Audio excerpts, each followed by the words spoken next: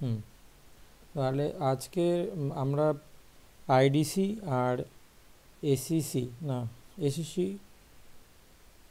এসিসিটাও তো আজকে দিয়েছি আমি প্রজেক্টটা খুব সম্ভবত, আর সিসি পেপারের যে ফিলোসফির প্রজেক্টগুলো রয়েছে ওগুলো নিয়ে আলোচনা করে দেবো। তো প্রথমে আমরা আইডিসি পেপারে আমতা কলেজের যে প্রজেক্টটা দিয়েছে সেটা নিয়ে আমরা আলোচনা করছি। তো আমি আগে স্ক্রিনটা শেয়ার করছি, সকলে দেখতে পেলে বলবি, ঠিক আছে?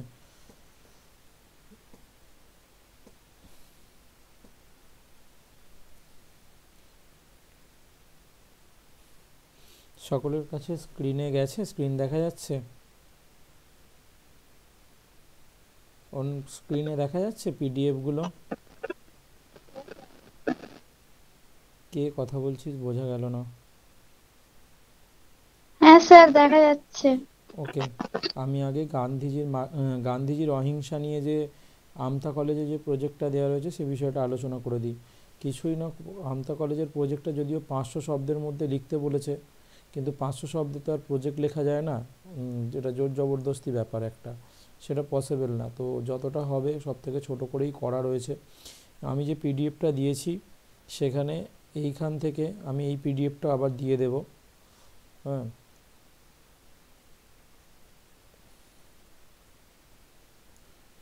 এখান থেকে এই অংশটুকু লিখতে হবে।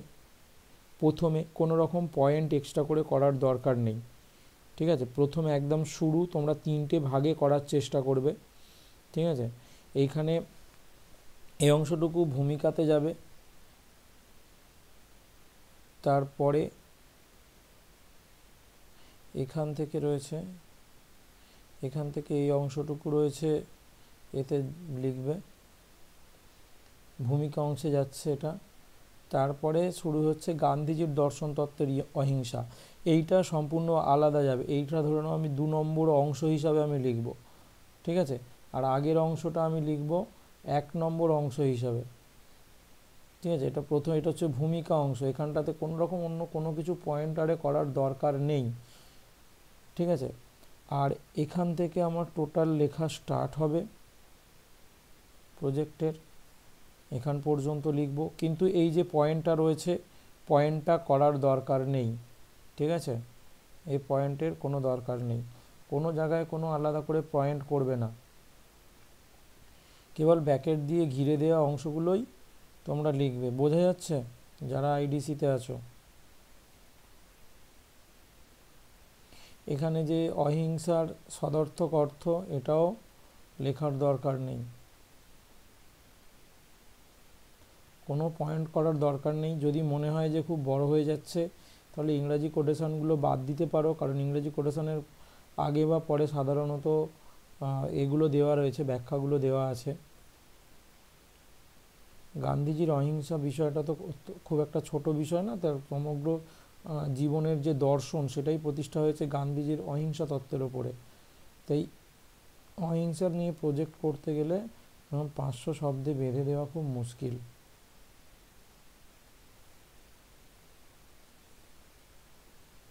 এই অংশগুলো লিখবে, এবং এই সমালোচনা যেখান থেকে শুরু হচ্ছে এই অংশটা তৃতীয় অংশে চলে যাবে বা কনক্লুশন অংশে চলে যাবে, ঠিক আছে? সমালোচনা পয়েন্ট বলে কিছু হবে না, খালি পাতা চেঞ্জ করে দিয়ে তারপরে ওখান থেকে এই অংশটুকু লিখে দেবে। আইডিসি স্টুডেন্টরা বুঝতে পেরেছো? হ্যাঁ স্যার। তোমাদের এইটুকুই রয়েছে, আমি এটা একটা আলাদা করে মানে এই যেটা করলাম সেই অংশটা আমি দিয়ে দেব।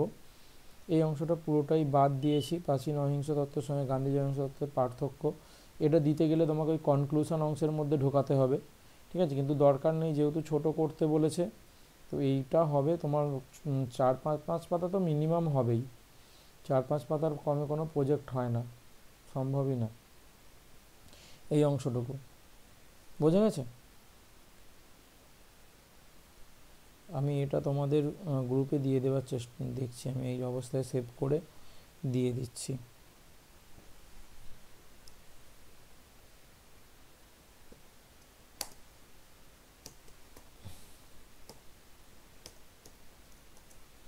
ঠিক আছে, তোমরা যারা রয়েছো আইডিসির তারা লিভ করতে পারো। ওকে ওকে স্যার। ওকে। আচ্ছা, এবারে আমি বাকি যে সিসি পেপার বা এতে যে প্রজেক্টগুলো রয়েছে সেটা নিয়ে আলোচনা করব। তোমরা স্ক্রিন দেখতে পাচ্ছ, তোমাদের দুটো প্রজেক্ট, একটা মানবাধিকার প্রজেক্ট দিয়েছে আর একটা দর্শনের স্বরূপ, তাই তো? সিসি পেপারে দর্শনের স্বরূপ আর এসইসি যে পেপার রয়েছে সেটাতে মানবাধিকার, তাই তো? ইয়ালি বা কেউ স্যার বলছি আমাদের যেটা পাঠিয়েছেন ওটা লিখে নেব। আইডিসির হ্যাঁ। আইডিসি যেটা গ্রুপে পাঠিয়েছি ওটাই লিখতে হবে। আমি এইটা যেটা যেটা এখন দাগ দিয়ে দিয়ে করলাম না, ওটা আমি দিয়ে দেব গ্রুপে। ওইটা হুম। থেকে হলে হয়তো তোমাদের আরও বেশি সুবিধা হবে। ওখানেতে এগুলো স্কেচ যেগুলো করা রয়েছে ওগুলো অস্পষ্ট আছে, তো এটা এখান থেকে তোমরা স্পষ্ট বুঝতে পারবে। আর লেখার ক্ষেত্রে এখানে যেহেতু 1 2 3 করে আমি ভাগ করে দিলাম, তো এটা দিলে তোমরা বেশি স্পষ্ট করে বুঝতে পারবে। ওটা আমি দিচ্ছি ক্লাসটা শেষ করে, ঠিক আছে? হুম। ওইটা লিখে নেবে, বাকিটা লিখে নেবে যেরকম। এবারে কলেজ থেকে নিশ্চয়ই কিছু ইনস্ট্রাকশান দিয়েছে যে কিভাবে কি লিখবে, সেই ইনস্ট্রাকশানটা একটু ফলো করবে। আমি যেটা দিলাম দুটোকে বুঝে একটা তৈরি করে টিচারকে দেখাবে। ওকে, ঠিক আছে। আর হ্যাঁ স্যার। পিয়ালি বা বেলপুকুরের যারা রয়েছে, তোমাদের দুটো প্রজেক্ট, একটা হচ্ছে মানবাধিকার আর একটা দর্শনের স্বরূপ নিয়ে প্রজেক্ট, তাই তো নাকি? দর্শন কি, বিজ্ঞান কি ইত্যাদিগুলো তো। কেউ তো হ্যাঁ না সবারই নেটওয়ার্ক প্রবলেম হচ্ছে নাকি? 1 মিনিট,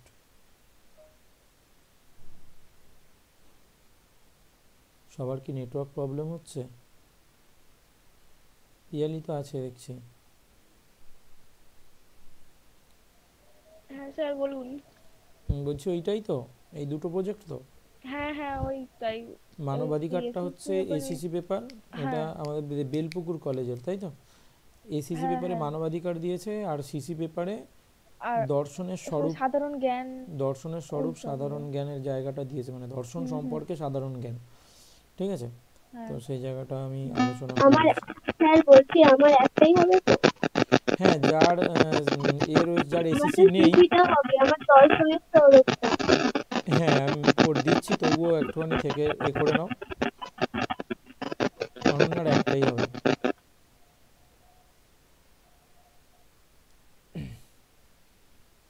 স্ক্রিনটা দেখা যাচ্ছে তো? আমি এটা এতে হ্যাঁ দিয়ে স্যার দেবো দেখা আশা যাচ্ছে। করছি, ইউটিউবে দিয়ে দেবো। ঠিক আছে, দাঁড়াও।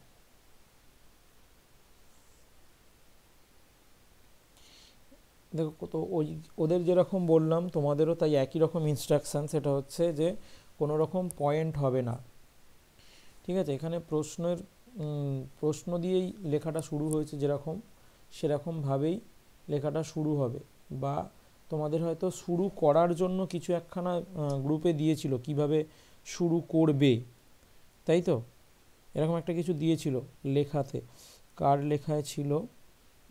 আমাকে পিয়ালি যেটা লাস্ট যে খাতাটা পাঠিয়েছিলে, এই আমি এই প্রবন্ধে দর্শন, সাধারণ জ্ঞান ও বিজ্ঞান নিয়ে সংক্ষেপে আলোচনা করব, এইরকম যে লেখাটা দিয়েছিল প্রথমটা শুরুটা একই রকম হবে।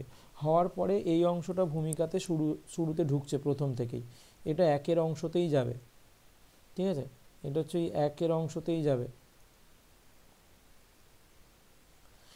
এখান থেকে পুরো স্টার্ট করবে, যেমন লেখা রয়েছে তেমনই লিখতে হবে পরপর। ভূমিকাটা একটু বড় করা আছে, ঠিক আছে? এইখান থেকেই শুরু হয়ে যাচ্ছে। হ্যাঁ, না, তোমাদের ভূমিকাটা যেরকম ছিল সেরকমই থাকবে। কি বলেছিল ভূমিকাটাতে? এইটুকুই লিখতে। এইটা হচ্ছে দর্শন কি, সেই অংশটা চলে যাচ্ছে। প্রথম অংশে কি দিয়েছিল? দর্শন কি দিতে বলেছিল, তাই তো? প্রথম বিভাগে দর্শনের স্বরূপ, হ্যাঁ, ওই ভূমিকার একটুখানি লিখে একে এইটা পুরোটা চলে আসবে। এখান থেকে একেবারে এইখান পর্যন্ত দর্শনের সংজ্ঞা রচনা প্রায় অসম্ভব হয়ে পড়ে পর্যন্ত, ঠিক আছে? এটা হচ্ছে দর্শন ও বিজ্ঞান। এখানে বিজ্ঞানের সঙ্গে দর্শনের সম্পর্ক আলোচনার কথা। সাধারণ জ্ঞান ও বিজ্ঞানের যে বিষয়টা 2 নম্বরে লিখতে বলেছে, এই অংশটা সেখান থেকে শুরু হচ্ছে। আমি কিছুই বাদ দিইনি, বইটাতে মোটামুটি সুন্দর করে লেখা ছিল। এটা পুরোটাই লিখে দেবে, ঠিক আছে। দেওয়ার পরে এইখান থেকে যেটা শুরু হচ্ছে এইটা হচ্ছে 3 নম্বরেতে লিখবে, কিন্তু এই সমস্ত পয়েন্টগুলো এখানে কিছু দেওয়ার দরকার নেই।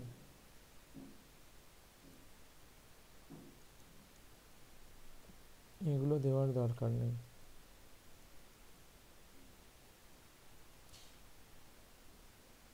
এখান পর্যন্ত পুরোটাই লিখবে। তোমাদের একটু বড় করতে বলেছে, কত পাতা লিখতে বলেছে?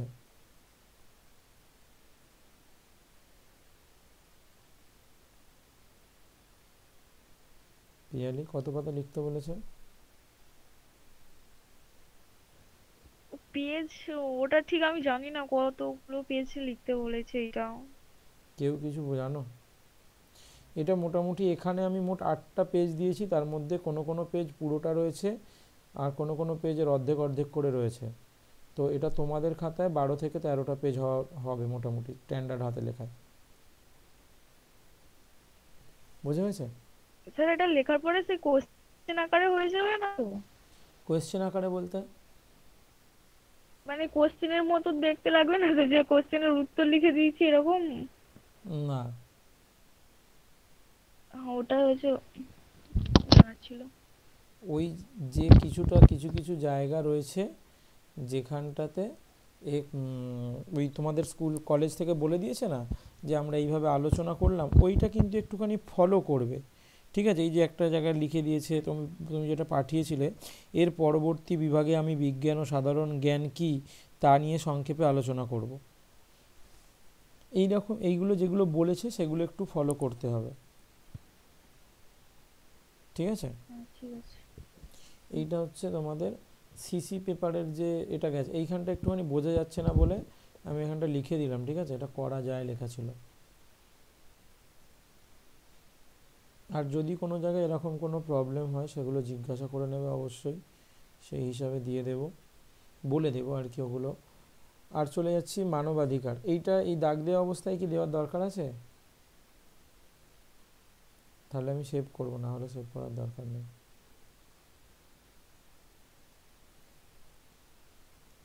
চলে যাচ্ছি এসিসি পেপার। দাগ দিয়াগুলো থাক স্যার। আচ্ছা ঠিক আছে, দিয়ে দেবো। দেখো, প্রথম মানবাধিকার কি এই বিষয়টাতে তোমাদের আলোচনা রয়েছে, ঠিক আছে। তো মানবাধিকার প্রথম যে অংশটা রয়েছে ওই একইভাবে তোমাদের শুরুর ব্যাপারগুলো যেরকম বলেছে একইভাবে করবে। এটা 1 নম্বর অংশ, এখান থেকে করবে, এখান থেকে এতটা লিখবে। মানবাধিকার শীর্ষক স্যার বলছি আর কিছু বলার নেই তো আগের পেপারটার? না না, এসিসি পেপারটাতে কিছু বলার নেই। দর্শনের স্বরূপটা নিয়ে আর বলা নেই, এসিসি পেপারটা আর নিয়ে কালকে বলছি। হ্যাঁ, কালকে পড়াতে যাব। কালকে পড়াবেন তো ভাই? হ্যাঁ হ্যাঁ, যাব যাব অবশ্যই। আর আমি যাব তো আমার স- স- আচ্ছা হ্যাঁ, সবাই আসবে আসবে আসবে। ঠিক আছে, তুমি লিভ আচ্ছা করে ঠিক যাও। আছে।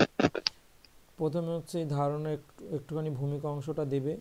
এইখানটাতে কিন্তু সুন্দর করেই লেখা আছে মানবাধিকার শীর্ষক ইউনিটের আলোচনায় আলোচনা নিম্নরূপ 5টি পর্বে বিন্যস্ত হবে, ঠিক আছে। কিন্তু এখানে আমরা তো 5টা পর্বে করব না, আমাদের আলোচনাটা অন্যরকম। তো সেইখানটাতে সেই অংশটুকু তোমরা লিখে দিতে পারো। এখানে মানবাধিকার কি সেটা এখান থেকে ব্যাখ্যা আছে, ঠিক আছে। এই অংশটুকু জাস্ট এখানেতে শুধু এই অংশটুকু, এটা 1-এ চলে গেল, ঠিক আছে। এই অংশটা 1-এ চলে গেল। এরপরে যেটা আছে তোমাদের, এরপরে একেবারে এইটা আমি এক জায়গা থেকে পেয়েছি, সেখান থেকে তুলে নিয়েছি বলে পুরোটা একসঙ্গে রয়ে গেছে। এরপরে তোমাদের 3টে প্রজন্মের বিকাশের কথা লেখা আছে, সেটা তোমরা এখান থেকে লিখবে। এটা হচ্ছে 2-এর অংশ, এটা 2-এর অংশ। এইসব পয়েন্টগুলো কিছু থাকছে না, ঠিক আছে। এখানটা জাস্ট প্রজন্মের বিকাশ হিসাবে লিখবে। এখানে পরপর দেওয়া রয়েছে প্রথম যুগ দ্বিতীয় যুগ করে 3টে যুগ। এই প্রথম যুগ দ্বিতীয় যুগ তৃতীয় যুগের আলোচনার পূর্বে একটুখানি ভূমিকাও করা আছে, ঠিক আছে। সেটা এখান থেকে এই অংশটুকু ভূমিকা করা আছে, তো সেটা ভালো। তারপরে প্রথম প্রজন্মের এখানে তুমি পয়েন্ট করতেও পারো, করলে খুব একটা অসুবিধা হবে না, কিন্তু আন্ডারলাইন করার দরকার নেই, ঠিক আছে? জাস্ট পয়েন্ট মতো করবে, করে কোলন দিয়ে লিখে দেবে খালি, ঠিক আছে?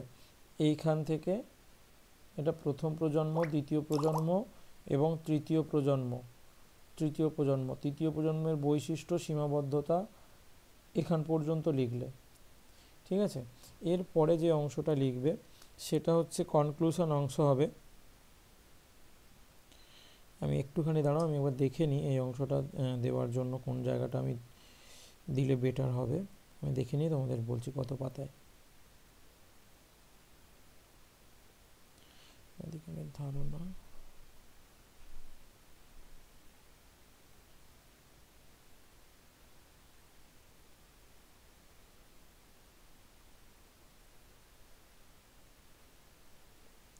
আট নম্বর পেজ চলে যাবো এরপরে। এর পরের অংশটা হচ্ছে একেবারে 8 নম্বর পেজে আমি পাবো।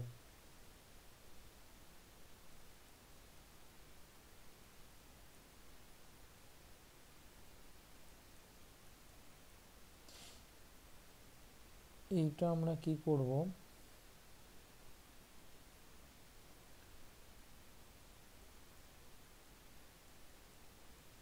এখানে একটা আছে যে বিশ্বজনীন মানবাধিকারের প্রয়োগের বাস্তবতা, অনুচ্ছেদ 7(4)(4), এই যে এই অংশতে, এই অংশটা হচ্ছে 3-এ চলে যাবে, 3-এ যাবে এই অংশটা। বিশ্বজনীন মানবাধিকার ঘোষণা আনুষ্ঠানিকভাবে প্রচারের লক্ষ্য ও তার বাস্তবায়ন, এই পয়েন্টগুলো কিছু হবে না, তোমরা এইখান থেকে পুরো টেনে লিখবে, এইখান থেকে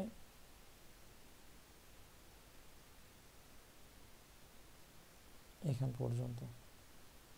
এটা হচ্ছে 3, কনক্লুশন হিসাবে এই অংশটুকু লিখে দেবে,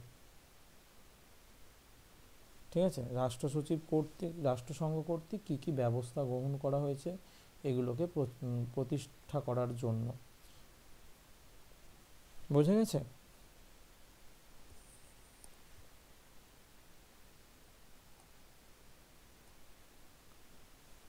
বোঝা গেছে পিয়ালি, সঞ্চিতা?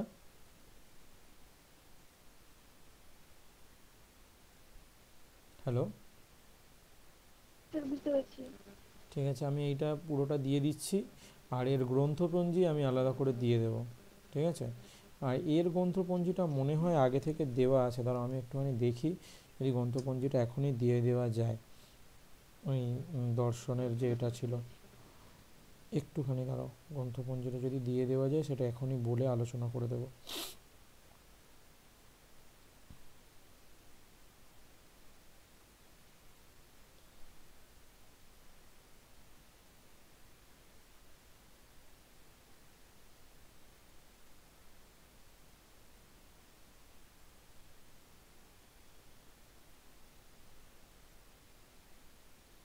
হ্যাঁ, আমি দিয়ে দিচ্ছি, গ্রুপে দিচ্ছি, দিয়ে ওখান থেকে আমি তোমাদের পুরোটা জানিয়ে করে দিচ্ছি।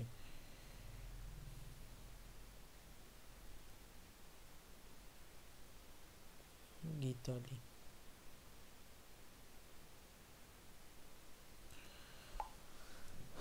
দাঁড়াও একটুখানি আমি একবার এটা করে নিই, ডাউনলোড করে দিয়ে দিচ্ছি।